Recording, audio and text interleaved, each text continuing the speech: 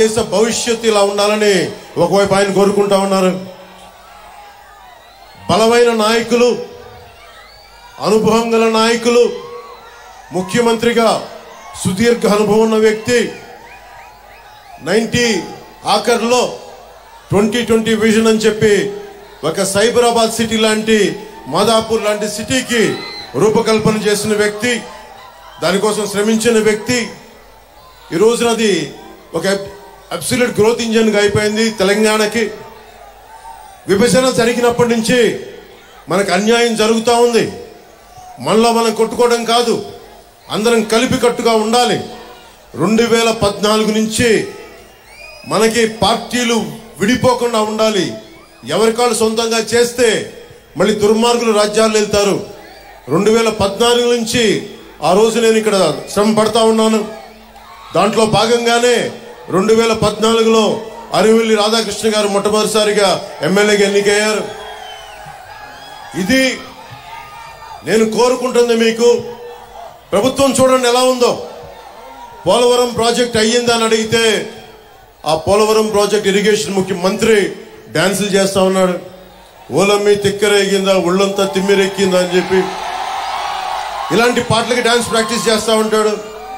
Rehabilitation ఏమైంది, పునరావాసం కల్పించారా లేదా అంటే అబ్బని తీయని దబ్బా ఎంత కమ్మగా ఉందరో అబ్బా అని చెప్పి అతను దాని మీద డాన్స్ ప్రాక్టీసులు చేస్తూ ఉంటాడు. మనకి మంత్రులు బూతులు తిట్టేవాళ్ళు, ఇక్కడ మంత్రిలాగా దాడులు చేసేవాళ్ళు, డాన్సులు చేసేవాళ్ళు వైసీపీ క్యాబినెట్లో ఉన్నారు. ఇంతమంది ఈరోజు నేను మీకోసం చప్పట్లు కొట్టించుకోవడానికి రాలేదు. మీకోసం మేమందరం నిలబడటానికి వచ్చాం. ఇక్కడికి తగ్గాం మేము. చంద్రబాబు గారు తగ్గారు. ఒక బలమైన వ్యవస్థాపక బలం ఉండి కూడా ఆయన తగ్గారు. ముఖ్యంగా నేను ఇక్కడ తణుకు నియోజకవర్గం జనసేన అభ్యర్థిని ప్రకటించిన తర్వాత కూడా నేను తగ్గాల్సి వచ్చింది. ఎందుకు తగ్గాల్సి వచ్చింది అంటే ఇన్ని స్థానాలు గెలవాలి, ఓటు చీలిపోకూడదు. దాంట్లో భాగంగా మా అన్నయ్య నాగబాబు గారి సీటు కూడా అనకాపల్లి పార్లమెంట్ అభ్యర్థిగా ప్రకటించి కూడా మన భారతీయ జనతా పార్టీ కేంద్ర నాయకత్వం అడిగినప్పుడు దాన్ని నేను తీసుకొని మా అన్నయ్య గారికి కూడా క్షమాపణలు చెప్పి పెద్ద మనసుతో అర్థం చేసుకోమని నేను తగ్గాను. ఇవన్నీ ఎందుకు చేస్తున్నామంటే మీ భవిష్యత్తు కోసమే చేస్తున్నాం. ఇక్కడ ఆడబిడ్డల భద్రత కోసం ప్రతి ఒక్కరు రైతు బాగుండాలి, రైతు బాధపడకూడదు, రైతుకి అండగా ఉండాలి.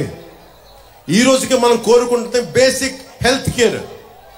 ఇక్కడ మనకి జిల్లాగా ఏర్పడిన తర్వాత హాస్పిటల్ ఏర్పాటు చేశారు. హాస్పిటల్ ఈ రోజుకి రోగి తిండి ఖర్చులకి 2 కోట్ల రూపాయలు ఇంకా బకాయిలు ఉన్నాయి. బకాయిలు తీర్చలేదు. దోపిడీ మీద దృష్టి ఉన్నవాడు ప్రజల అవసరాలకి ఏమాత్రం గుర్తిస్తారు వీళ్ళు. ఈ రోజున ఈ మే 13 వచ్చే ఎన్నికల్లో మీరు ప్రత్యేకమైన దృష్టి పెట్టండి. నేను మీ భవిష్యత్తు కోసం ప్రధానమంత్రి గారితో, చంద్రబాబు గారితో సుదీర్ఘమైన చర్చలు జరిపి ఈ చాలా కీలకమైన అలయన్స్ని పట్టుకొచ్చాం. మీ భవిష్యత్తు కోసం. నాకు అధికారం లేకపోతే నాకేం జరగదు, చంద్రబాబు గారికి అధికారం లేకపోతే ఆయన ఏం జరగదు. కానీ మీ భవిష్యత్తు, ఒక రైతుకి ధాన్యం మొలకలు పోతే మొత్తం కుటుంబం బాధపడిపోద్ది, తుడిచిపెట్టుకుపోద్ది, ఆర్థిక వ్యవస్థ చిన్న భిన్నం అయిపోద్ది. 5 సంవత్సరాలు మీకు ఉద్యోగాలు ఇస్తానని చెప్పి డిఎస్సి నోటిఫికేషన్ ఇవ్వలేదు. మాట్లాడితే జగన్ క్లాస్ వార్ అని మాట్లాడతాడు. క్లాస్ వార్ అంటే అర్థం ఏంటి? డబ్బున్నాడు పేదవాడిని దోచుకు తింటాం, డబ్బున్నవాడు కష్టపడేవాడిని దోచుకు తింటాం. 70,000 పోలీస్ కుటుంబాలకి, 1 కాదు 2 కాదు 70,000 పోలీస్ కుటుంబాలకి టీఏలు డిఏలు సరెండర్ లీవ్స్ ఈ రోజు వరకు ఇవ్వలేదు. దీని మీద ఒక్కడు స్పందించడు. పోలీసుల శ్రమశక్తిని కూడా దోపిడీ చేసేవాడు జగన్.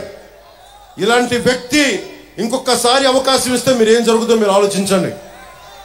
మేము రోడ్ల మీదకి వచ్చి కొట్లాడాల్సి వస్తుంది. మీ భవిష్యత్తు కోసం ఉన్న ఇక్కడ మంత్రిని చూశారు, సివిల్ సప్లైస్ మంత్రిని. కొడుకు ఒకవైపు, అతను అనుచరులు ఒకవైపు. కనీసం వాళ్ళ దోచుకున్న సొమ్ముతోటి కనీసం ఇక్కడ పరిశ్రమలు కూడా పెట్టాల. ఎక్కడో తెలంగాణలో బాలానగర్లో ఇక్కడ కూర్చొని స్టీల్ ఫ్యాక్టరీలు పెట్టుకున్నారు. అక్కడికి వెళ్ళి ఇక్కడ దోచేసిన డబ్బుతోటి, ఇక్కడ టీడీఆర్ బాండ్లతోటి దోచేసిన డబ్బుతోటి వెళ్ళి తెలంగాణ హైదరాబాద్లో బాలానగర్లో ఫ్యాక్టరీలు పెట్టుకున్నారు. కనీసం అవినీతి డబ్బుతోటి కనీసం ఇక్కడ పరిశ్రమలు పెట్టినా కానీ కొద్దిమంది కనీసం ఉపాధి అవకాశాలను వచ్చిండే. వాడు కనీసం ఆ జ్ఞానం కూడా లేదు ఆ మనుషులకి.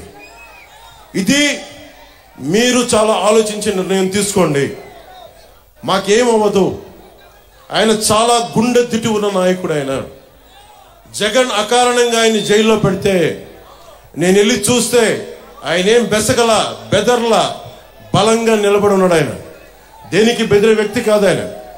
కానీ నాకు అనిపించింది, ఏదైతే మాట ఇచ్చానో 2021లో వైసీపీ వ్యతిరేక ఓటు చీలకూడదని చెప్పి నేను పదే చెప్పాను.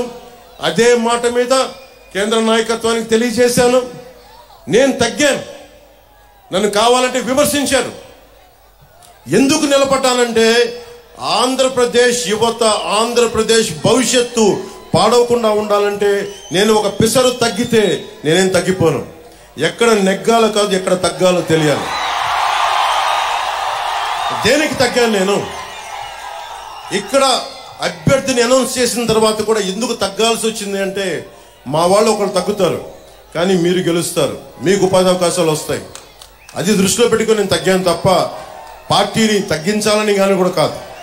ఎందుకంటే 4 దశాబ్దాలుగా ఒడిదుడుకులు తీసుకున్న వ్యక్తి, ఆయన అనుభవం కావాలి.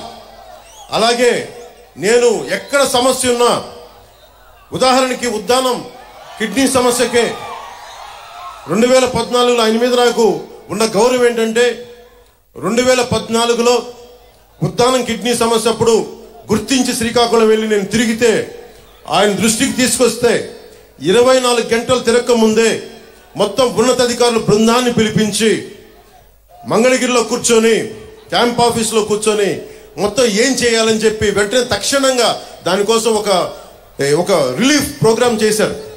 వెంటనే ఏవే రెమెడియల్ మెజర్స్ తీసుకున్నారు. అందుకనే ఆయన అనుభవం నాకు చాలా మనకి రాష్ట్రానికి కావాలి. అందుకని కూర్చొని నా స్వార్థాన్ని కూడా పక్కన పెట్టి, మన ఆశయాలను కూడా మన ఆశలను కూడా పక్కన పెట్టి జనసేన నాయకుల తాలూకు